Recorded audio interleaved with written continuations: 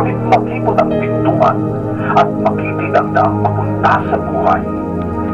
At kakaunti ang nagdaraan doon. Nagpatuloy si Jesus sa kanyang paglalakbay at siya'y nagtuturo sa bawat bayan at nayon na kanyang dinaraanan papunta Jerusalem.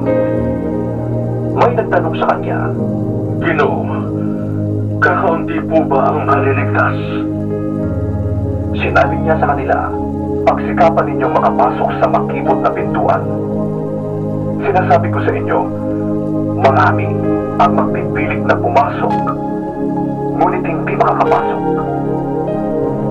Kapag ang pinto ay isinara na ng puno ng sambahayan, magtitiis kayong nakatayo sa labas at katok na katok. Sasabihin ninyo, Panginoon, papasukin po ninyo kami.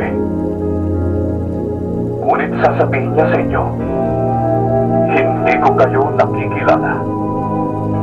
Sasabihin naman ninyo, kumain po kami at uminom na kasalo ninyo at nagturo pa kayo sa aming mga lansangan. Sasabihin naman niya, hindi ko kayo nakikilala. Lumayo kayo sa akin, kayong lahat na mapaggawa ng masama. Tatamis kayo at magngangalit ang mga ngipin kapag nakita ninyong nasa kaharian ng Diyos sina Abraham, Isaac at Jacob at ang lahat ng propeta, at kayo naman ipinagtabuyan sa labas.